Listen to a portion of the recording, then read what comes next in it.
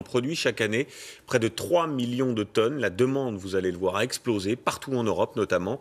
Avec, vous allez le voir, avant d'arriver dans nos assiettes, eh bien, cette noix de cajou, elle parcourt le monde entier, des milliers de kilomètres. Alors comment s'organise la filière? Pourquoi sont-elles si chères? C'est Catherine Rougerie et Valentin Cruard qui ont mené l'enquête pour nous.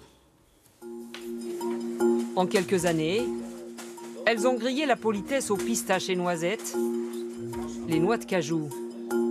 Des noix au cœur d'un incroyable commerce mondial. Récoltées en Afrique, transformées en Amérique et consommées en Europe, une demande en hausse de 50% depuis 2010. Nous allons vous raconter l'histoire d'un petit fruit sec qui fait le tour de la planète avant d'atterrir dans nos assiettes. Notre enquête commence en Côte d'Ivoire, premier producteur mondial de noix de cajou en 2016, avec plus de 725 000 tonnes récoltées. À 400 km d'Abidjan, la région de Katiola. C'est là que les agriculteurs cultivent ce drôle de fruit, non pas la pomme colorée, mais à son extrémité et protégée par une coque, la noix. Rose Camara et son neveu ont préféré cette culture au coton, car cela demande moins de travail et cela rapporte autant. Cette année, ils espèrent ramasser 600 kilos. Au début, les gens achetaient le kilo à 300 francs. Au fur et à mesure qu'on avance, le prix commence à augmenter. Quand il y a assez de demandes, le prix est meilleur. Direction pour les noix, la ville de Katiola. Ce négociant réceptionne les premiers sacs. La récolte vient juste de démarrer. À notre niveau, c'est le produit fini. Ça, c'est prêt pour l'exportation. Car en Côte d'Ivoire, le travail s'arrête là. Faute d'installation pour la transformer, la noix continue sa route. Direction, le Brésil. À 3 heures de vol de Rio, Fortaleza. C'est 35 km de plage, c'est autour. Et le plus gros transformateur de noix de cajou du pays.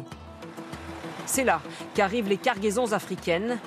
25 000 tonnes importées cette année, 5 fois plus que l'an passé. C'est là que les noix vont subir leur plus importante transformation. Elles sont nettoyées, séchées et cuites dans ces grosses marmites avant d'être épluchées. Le gros problème de l'amande blanche, c'est sa peau. Regardez ça.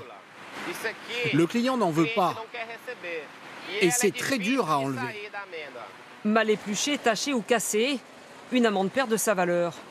Alors toutes sont passées au crible par des dizaines d'employés, payés de 300 € par mois à salaire minimum au Brésil, à 700 € en fin de carrière. Ici, chaque gramme de noix est valorisé.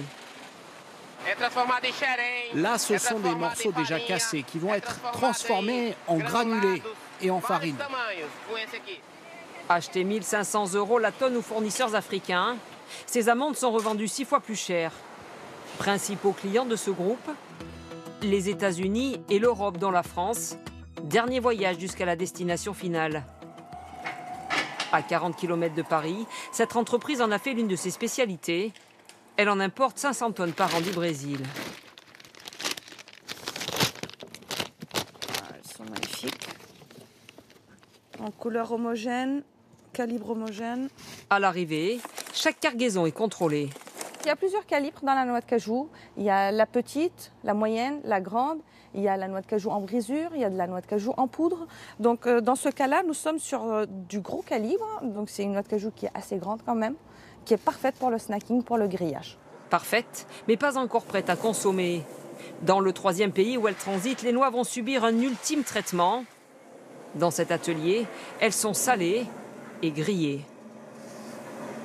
Vous voyez, il y a des bras à l'intérieur pour éviter la chute du produit, pour amortir la chute du produit, pour pas qu'on se retrouve avec des noix de cajou cassées. Au wasabi, au fromage ou comme ici au piment. Grillage traditionnel ou industriel, le groupe commercialise une dizaine de références. Prix de vente, autour de 15 € le kilo. La demande est en pleine croissance. Après l'Amérique et l'Europe, d'autres marchés se développent. Chine, Russie et Moyen-Orient. Et après ce tour du monde, direction le Brésil, direction la Bulgarie, le nouvel Eldorado du ski low cost dans la station la moins chère d'Europe.